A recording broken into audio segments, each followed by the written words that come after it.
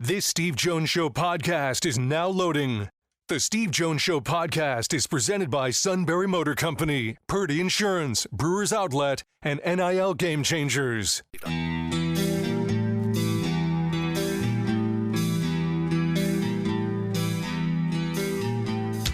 Bringing you an in-depth look at Penn State sports and more. This is the Steve Jones Show on News Radio 1070 WKOK.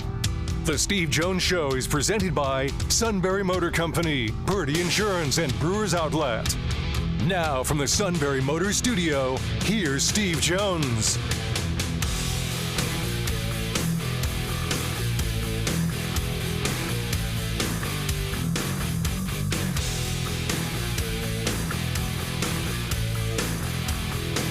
Great to have you with us on the show today. Being brought to you by our good friends at Purdy Insurance, Market Street in Sunbury. Go to purdyinsurance.com. Auto, home, life, business, boat, motorcycle, RV. We have a multitude of insurance needs. And having pros that can manage it all makes all the difference in the world. Purdy Insurance, Market Street in Sunbury. Go to purdyinsurance.com. The Hall of Famer Ray Didinger joins us. Ray, first of all, welcome. Happy New Year and happy playoffs. Great to have you with us. Always good to be with you, Steve. Happy New Year to you, too. Thank you. Appreciate that. What were your thoughts in general of the performance they had yesterday? Because at this time of the year, this isn't about style points, but winning. What did you think of the performance in the winning? Very, very, very good on defense, but that's been true pretty much all through. I mean, they got off to a not particularly great start at the beginning of the year. They were 2-2, and the defense, frankly, looked pretty bad in a couple of those games. But after they came out of the bye and Vic Fangio had an opportunity to move some things around and really get a handle on what the talents of his players were and what to do with them, boy, the defense just got better and better, to the point where at the end of the year they were the number one defense in the league. And they certainly played like it yesterday. I mean, they totally had the Green Bay Packers under control, had 4 takeaways in the game, and just really were in control of the game. Offensively, the Eagles sputtered, and it was not that surprising to me. I mean, when you consider that Jalen Hurts hadn't played for the better part of 3 weeks, hadn't really practiced. He had like 2 days of practice last week, and that was the first time he really had since he came out of the concussion protocol. So I expected that he wasn't going to be razor sharp, and he wasn't. But the defense kept them in the game throughout, and they got their 100 yards plus from Saquon Barkley, as they've gotten steadily all year, and they wind up winning the game by a fairly comfortable margin. But they know, and I think all the guys, if you heard any of them talking after the game, they all said the same thing, and they were right about this. We're going to have to play better than this in the weeks ahead, the next week, and then the next week if we get there, and at the Super Bowl, we're going to have to play better than we played today if we want to win this whole thing. And the quarterback is the biggest part of that, obviously. Yeah, no question. But they'll have to negotiate the rest of this without Nakobe Dean. What did he mean to the defense in his development this season, and how do you replace a guy like that at this stage? Very hard. That is a significant loss. I mean, Nakobe Dean, they drafted him a couple years ago, and the first 2 years he was hurt a lot, didn't get to play very much, played mostly special teams, played in some sub-packages. But, I mean, there were a lot of people after 2 years that were kind of writing him off. They were saying, well, what a disappointment. We used a third-round pick on the guy, but he's just not big enough, and he's just, he's a really good college player, but he's just not an NFL player. And frankly, Steve, I never believed that. I mean, I had seen him play too well too often at Georgia as part of that championship defense to think that this guy can't play. I just felt it was a matter of him getting healthy and getting in the right system.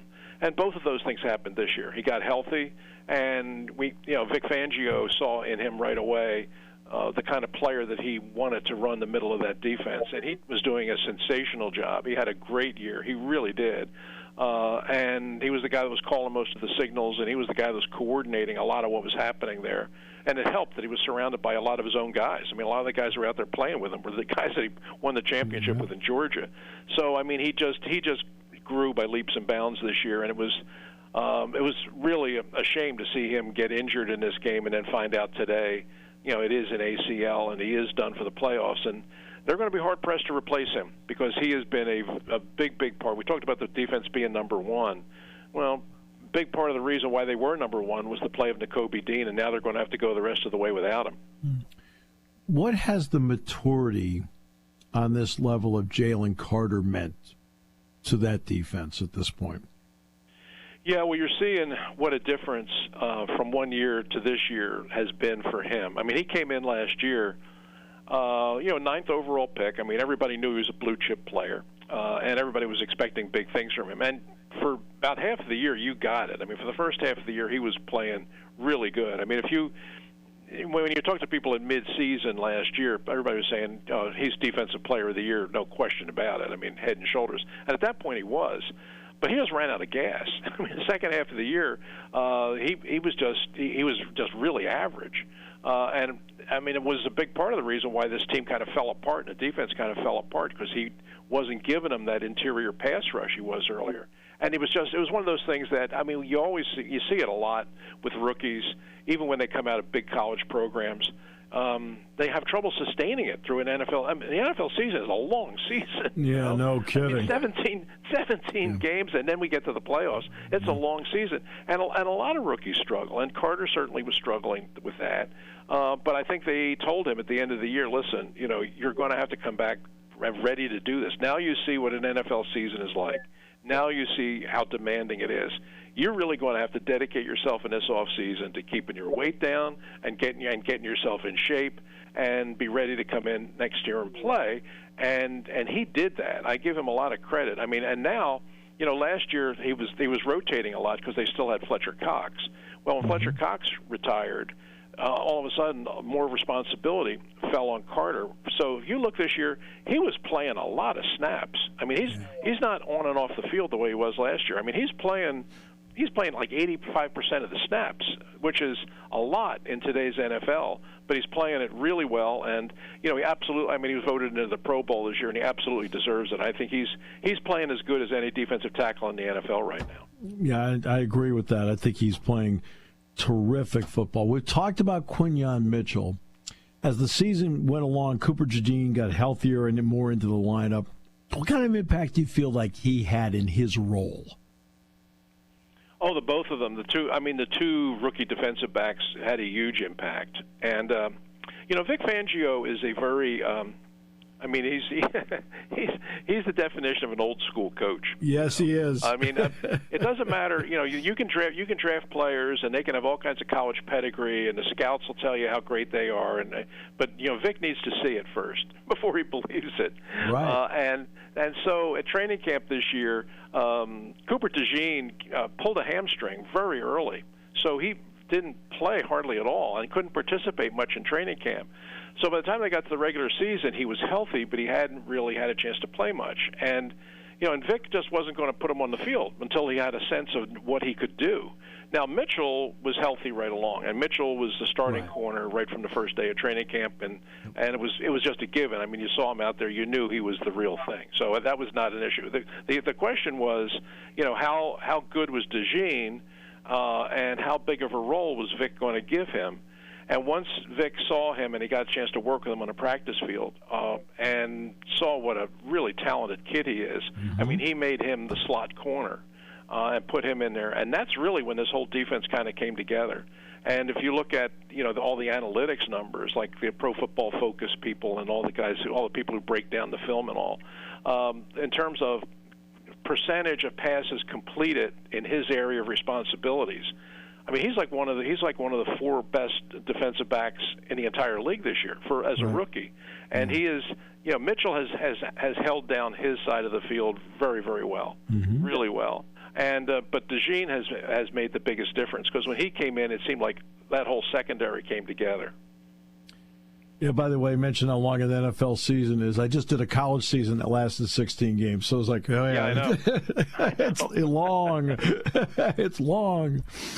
Fun long, but long. On offense, there was a period of time where Dallas Goedert was out. When he got back, what domino effect did that have on the offense and for Jalen Hurts? It's huge. I mean, he's a really big player for this team. I mean, he's kind of overshadowed because of all the other stars they have. I mean, everybody talks about the quarterback. Obviously, it starts there, and Hurts is, now a very big money player, one of the top paid quarterbacks in the league. We all know that. You have the two outstanding, Pro Bowl receivers in Smith and Brown. You have Saquon Barkley comes in this year and is probably Offensive Player of the Year. So it's very easy, and everybody talks about the offensive line because they're like the best in the league. So, Dallas Goedert is like hardly ever talked about, but he is a very good player, and not just as a receiver. I mean, one of the things that's really good about him is when he came here, he came from a small program. He came from South Dakota State. So, I mean, he was just kind of a dominant player out there just by walking on the field. But he needed a lot of work to refine his skills. I mean, catching the ball and getting yards after the catch, that was second nature to him. But one of the things that they told him when he got here was, look, you got blocking responsibilities here. You got to help us hold the edge when we want to run the football. And to Goddard's credit, I mean, he spent a lot of time in the weight room, and he spent a lot of time working with Jeff Stoutland in the offensive line to become a better blocker. And he is now a really good blocker. And when he was out of the lineup, you missed him. I mean, when they were not getting the edge the way they were before. I mean, Calcaterra, who took his place and is the second tight end, is a very good receiver. I mean, he can get open and he can sure catch the ball. But he's small. He's a lot smaller, and he tries to block, but he can't really block very effectively. When Goddard came back, I mean, you saw the offense just got a lot better, and his ability to not just catch the ball and run, but his ability to block and move people off the line of scrimmage is making a difference. And, I mean, you saw yesterday on that play, I mean, how physical this guy is. I mean, when he caught that pass and, just stiff-arm Valentine like twice, went down the sidelines for the touchdown. I mean, that was, I'm watching that and I'm thinking, man, that's Mark Bavaro stuff, I mean, that's the kind of stuff that you used to see Mark Bavaro do for the Giants, and now Goddard's doing that for the Eagles. So having him back now really kind of rounds out this offense. You put him out there with with Saquon and those two wide receivers, and that's a team with an awful lot of weapons. Yeah, that Bavaro play against the 49ers, I think it was a Monday night game. I mean, Goddard makes those kind of plays now yes, he for does. the Eagles. In his own understated way, he is, to me, so important. No matter who they get, it's either going to be a dome team from Minnesota or a team from Southern California. Now, I know it's going to be probably in the mid-30s. I think it's scheduled on Sunday. But in that atmosphere, those fans, in that kind of weather, what kind of role in your experience do those factors play? Oh, it's really big. I mean, it's for real. I mean, and you look at the Eagles' home record over. I want to go all the way back, but just in the Sirianni years, I mean, they're like 800 winning percentage at home. Yeah. And I think they've won like 8. I think they've won. The only game they lost at home this year was the one real early in the season to Atlanta when they just kind of. I mean, it was kind of their fault. They were winning the game and then they kind of like let up at the end in Atlanta. And Cousins hit him with a touchdown pass right at the very end, and they beat him. But they haven't lost a game at home since then. And I think that if they get this, whoever they get coming in here, I mean, you were right in saying it. I mean, they get Minnesota, but it's not the old. This is not the Bud Grant Vikings. No. They played outdoors at the Met in their short sleeves. And no, this is they're a hothouse plant team now. Yeah. And obviously the Rams are the Rams, and they come from L.A. So coming to Philadelphia, even if it's like, and the forecast is not bad, not real warm. I mean, they're talking about like low 30s and windy. So it's going to be cold, and it certainly works to this team's advantage. And it's, hey Steve, it is just a tough atmosphere. I mean, it is a tough place to come in and win a game when the Eagles are good. When the Eagles are really good, and these fans are coming in and they're 100% behind the home team. This is a real tough place to come and play. I mean, I've talked to enough players over the years from other teams talking about the tough atmospheres and the tough environments in the NFL, and people always mention Philadelphia. I saw a survey that I think ESPN might have done this year, where they were asking the NFL players. They polled like a couple hundred NFL players about the different venues, and they asked about loudest. They asked about. They asked in like 3 or 4 different categories. There was a loudest thing. There was a just a field conditions thing. Mm-hmm. But then there was one of the other categories was hostile. And Philadelphia was far and away number one in the hostility scale, and that's kind of the way it is. So whether it's the Vikings coming in here or the Rams coming in here, I mean, they know what they're walking into, and it's a huge advantage for the Eagles, and they count on that. And we know, you and I both know, it's going to be there on Sunday for sure. Yeah, no, it's going to be wild, crazy, fun.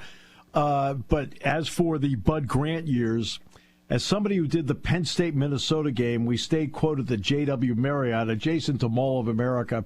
So I walked past home plate where it used to be at the Met, and I can tell you right now, they don't play there anymore. So they don't play there anymore. It's not like that. The playoff mentality, the fact that they've got guys that have gone to the Super Bowl and have been there and understand what it takes. Ray, in your opinion, how much does that help to permeate to some of the guys that haven't been there before? I think it helps a lot. I think it helps a lot. Just understanding what it's like, what's going to be asked of you there. You know, I always thought it was one of the silliest things that some coaches do in Super Bowl preparation when they get a young team that gets to the Super Bowl. That I've seen coaches do this, and I've heard about coaches doing this. They tell the players, listen, this is just another football game. No. It's just another game. It's just another game like every game you've ever played. This is going to be just like another game like a game you played in high school, like the game you played in college. It's just think about it as another football game. And it's not. That's right. It just simply is not. I mean, there's nothing normal about that whole week. There's nothing normal about that day. So I've always thought that the coaches who are just honest with the players and just say, fellas, we're walking into a circus here, okay? Yeah. Let's understand it. Here's what it's going to be like. Every day you're going to be taken to a tent, and there's going to be 1 million reporters there, and you're going to have to do a 1-hour interview, and then you're going to go to the practice field, and there's going to be network TV there, and all of this stuff is going to be asked of you. And then come game day, we're going to have to get to the stadium 4 hours early. You know, our warm-up is we're going to have, after we finish our warm-ups, it's going to be 45 minutes before we get back on the field. When we come out and after halftime to play the third quarter, you're not going to be able to see because of the smoke from all the fireworks from the halftime show. You're going to be coughing and choking and blinking for about the first 5 minutes of this. You know, you got to tell them what it's going to be like. You can't tell them it's going to be like every other game you ever played because it's not. You know, and I think that's a big part of it. And so if you have guys on your team, a lot of guys on your team that have been through it before, you know, they can help tell the younger guys what it's really going to be like. And it's not terrible. I mean, you can survive it and you can play through it, but you be aware of what it is so you can prepare for it adequately. And I always think the coaches, and I hear so many, just another game. It's just no, it's not. No. So don't even try to pretend that it is. You know, just tell the guys what they're going to have to deal with, and let them deal with it. I always thought Chuck Noll. Well, I think one of the reasons, in addition to having great players, I always thought one of the reasons that Chuck Noll was 4-0 in Super Bowls was he was totally honest with the players. I mean, he told them exactly what it was going to be like, and he told them. And I remember Ray Mansfield telling me this story, which I thought was a great story. Noll told them about these interviews that you're going to have to do every day. He said, look, every day you're going to have to give an hour of your time. You're going to have a big interview session. There are going to be tables set up. You're going to have your name's going to be there. There are going to be reporters waiting for you. And for 1 hour, you're just going to talk to the reporters. But you know what, guys? Have fun with it.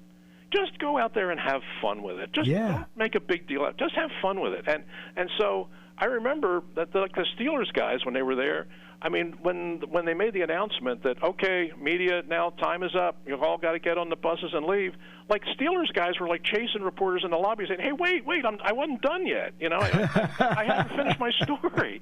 You know, I mean, they were so cool with it that once they got to the game, they were ready to play. And I really think that's one of the reasons why they were 4-0 in those games, because Noel knew exactly how to handle it. Well, that's why you and I will talk to people and tap into their knowledge. So obviously I have the privilege of working with Jack Ham. When Penn State was in this playoff run in the pregame show, I deliberately asked him about exactly the point you and I just talked about, be just another game. And Jack said, no, it's not just another game, and it's bigger than that. And everybody understands on every play something needs to happen. And because he played for Chuck Noll, he understood that right away. And so I wanted to make sure the fans knew from, a guy who's played in, quote, the ultimate game and was part of winning that game, that it's not just another game. The Fiesta Bowl is not another game for these young players. The Orange Bowl is not just another game. And that's what the point he made is exactly the one you made. Yeah, it is. It is. And, it's and the fact that it's a night game, it doesn't help. I think it used to help if you kick off at 1 o'clock because you had less time. Oh, God, yes.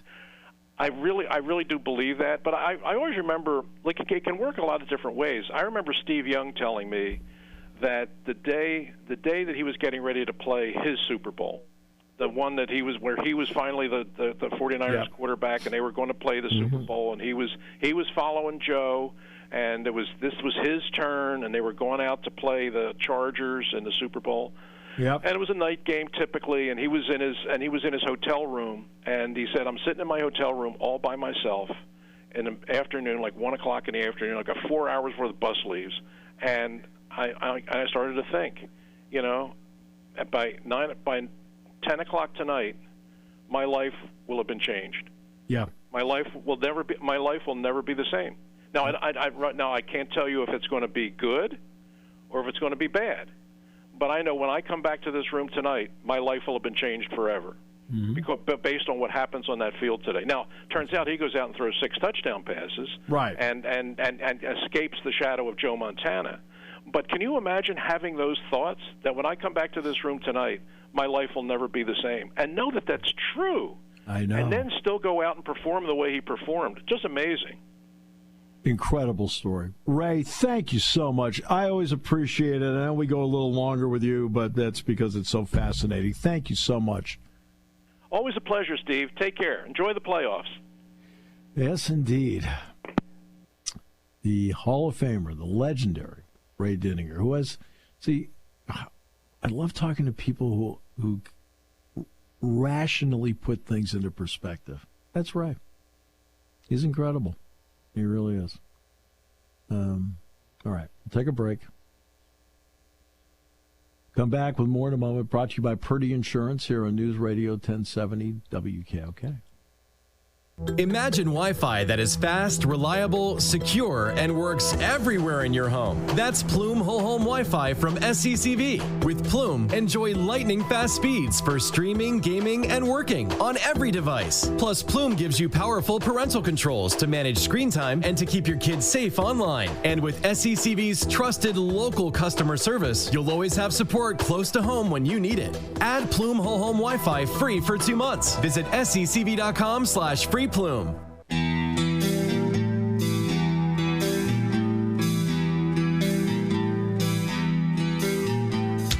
Bringing you an in-depth look at Penn State sports and more. This is the Steve Jones Show on News Radio 1070 WKOK. The Steve Jones Show is presented by Brewers Outlet, Sunbury Motor Company, and Purdy Insurance. Now from the Sunbury Motor Studio, here's Steve Jones.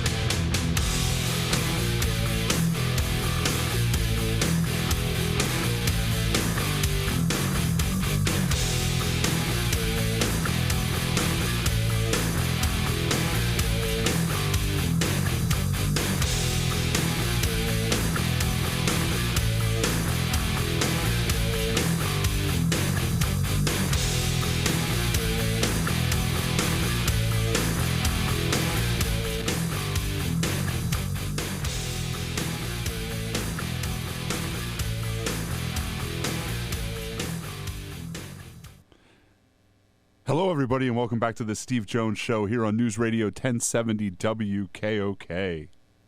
All right, okay. All right. This time you had to wait until my conversation with Jack was over. All right. All right. But look,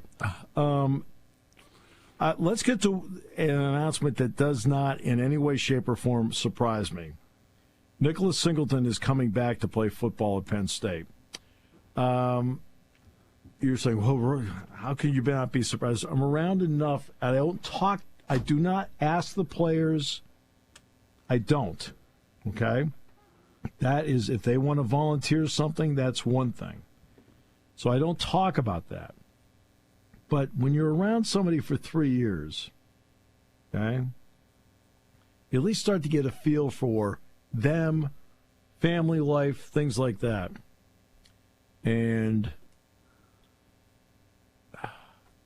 to get both of them back, both Kaytron Allen and Singleton, okay, huge, because they're both going to be coming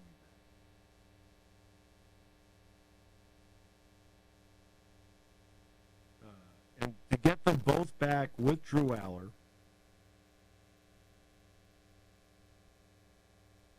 incredible. And that's one thing about these two guys. These two guys are incredibly close.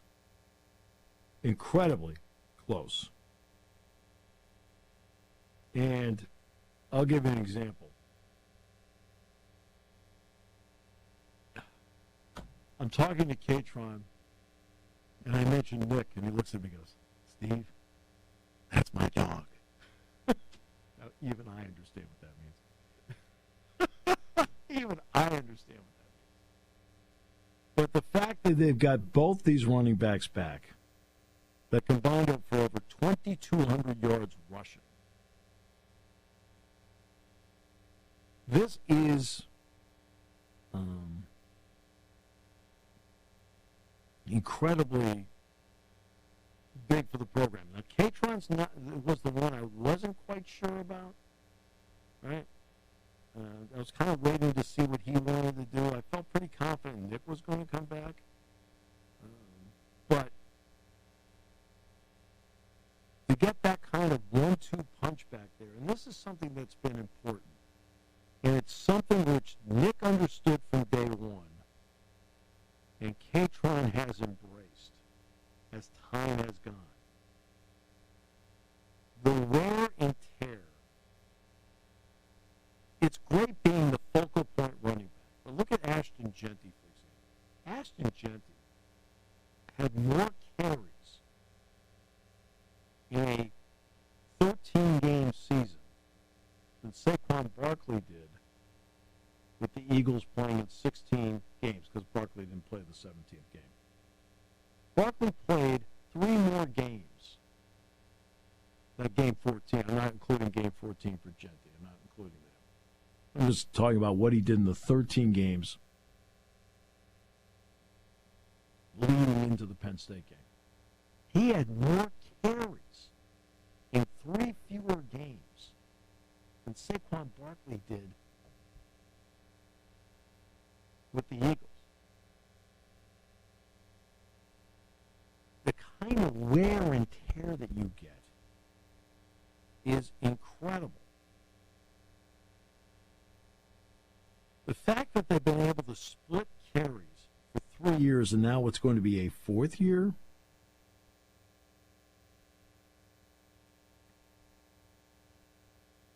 has, I think, moving past next year to the next level. You're going to have 2 running backs that are going to, and let's face it, they'll get the usual bumps and bruises next year, but they don't get the wear and tear. That's what makes Henderson and Judkins such a dynamic duo for Ohio State. What makes Singleton and Allen a dynamic duo for Penn State. Boise State didn't have that. They had one great, awesome running back, 2,600 yards. But you're talking about, in the end, he had like 380-something, almost 390 carries this year. Well, Singleton and Allen don't have that. Okay? They didn't have that this year. Come on, they've never had that. Now, Allen had more carries this year because Nick got banged up, and there were games where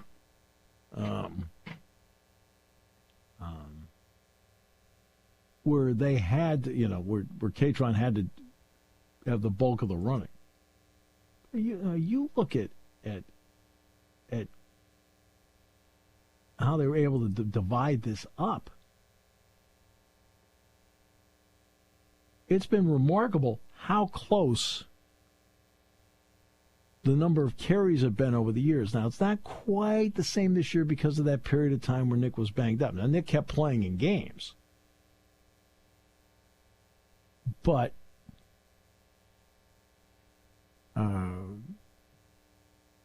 you could see that it was more, I don't know, I guess for the lack of a better term, spot stuff with Kaytron doing most because of how it played out with just getting banged up. Then when Nick got healthy, and then it went back to splitting it all over again. But, you're looking at, I talked about the number of carries. I'll give you the exact number right here. Kaytron had 220 carries this year. 220. All right? Average 5 yards a carry. Nick had 172. Now, normally, there have been most seasons, the first two seasons, I think they were separated by a total of 14 carries. How about that? They were separated by maybe 14 carries over 2 years. Not just in the season. That's over 2 years. Now, this year, Nick missed a game. There was a game he didn't play. Kaytron did play a game. Right? So this year, the disparity is greater. It's 48 carries. But the fact that there's less wear and tear on each guy, they're both fresher at the end of the year. Penn State rang off 5 straight 200-yard rushing games because both of those guys were healthy. And remember, SMU came in giving up 95 yards rushing a game. They torched them. Boise State came up giving up 115 yards a game. They torched them. Okay?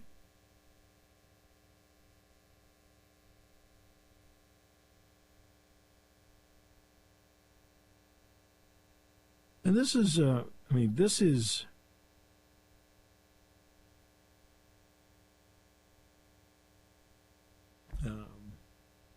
this is big for Penn State. And yes, so you're looking at the younger guys. Remember, Corey Smith and Quentin Martin both redshirted this year. So they both have 4 years of eligibility remaining. They only played in the 4 games. Cam Wallace redshirted last year. He can get an injury redshirt. Cam's back walking around, and which is great to see. Because that was his injury was awful. And so, to me, based on the rules, he didn't lose a year of eligibility either, even though, because he only played the 3 games and he got hurt. So they've got young running backs that are there, plus Hayes is now in.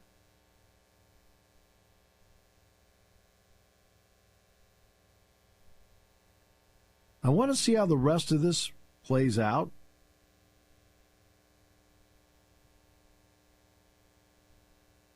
Okay? But there's certain things falling into place here.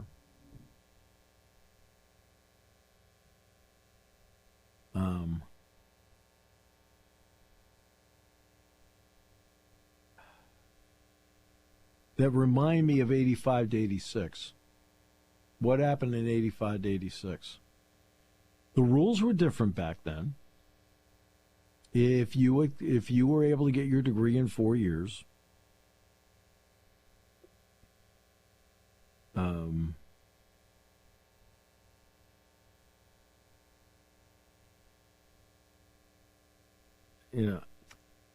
you could go after that 5th year of eligibility if you redshirted. Well, one by one, starting with Shane Conlon, that was the big one. When Shane Conlon announced that, I'm going to come back, take my 5th year, there's a lot of guys like, okay, they're eligible for the draft. He came back for his 5th year. Donnie Graham came back. All of a sudden, it's like one after another. Bobby White. Okay?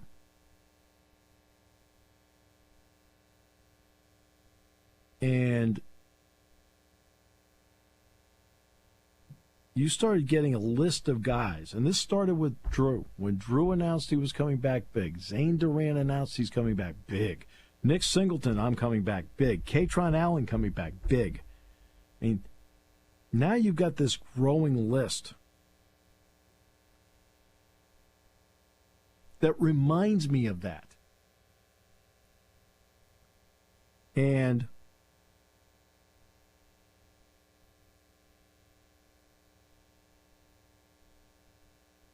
this is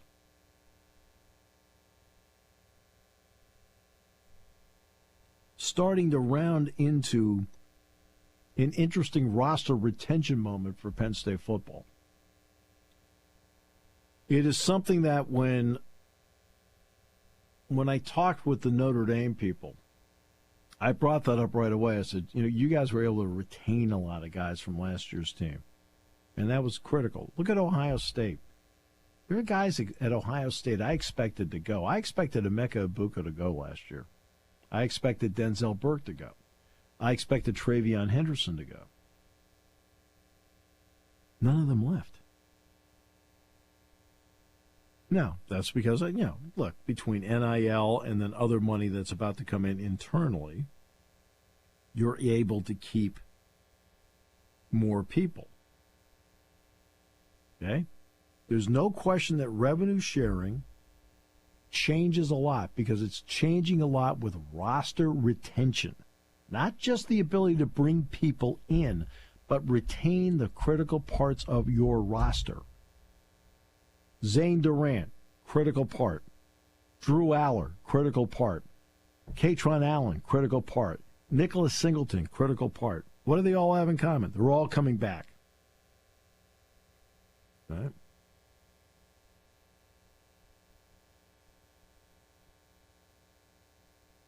And now there's a few other guys you're waiting to see. But this is what is happening more and more in college football. We've gone from the era, interesting, where people, I'm opting out of the bowl game, I'm not playing. And we all know from a Penn State point of view how frustrating that's been for everybody where, oh, you mean all these guys aren't going to play now? I had the advantage of knowing ahead of time who was going to play and not play. I got that. Okay? I understand that part. And it sounds like Tom Allen, and we'll see what happens with Tom and Clemson and Penn State and so forth. We'll see. I'm not going to comment on that because, to me it's never over till it's over.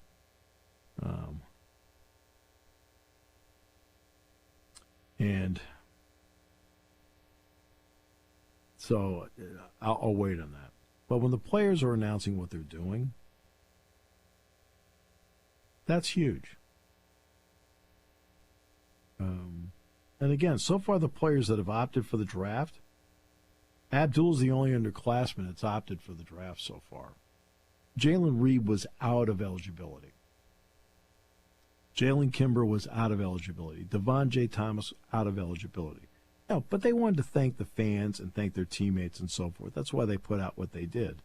That's why, right, they did what they did. Because they just wanted to thank the fans. But they none of them were eligible to come back. This, Drew Aller, Kaytron Allen, Nicholas Singleton, Zane Durant. Now we'll see about some others. Let's see about Denai Dennis Sutton. Let's see about Kobe King. Right? Let's just see about that. Transfer portal, yes, there have been sources saying that Cam Miller's in the transfer portal. Okay. But I'll get to that maybe in a little bit later in the week. But, but getting King Mack to transfer in, come back? Wow.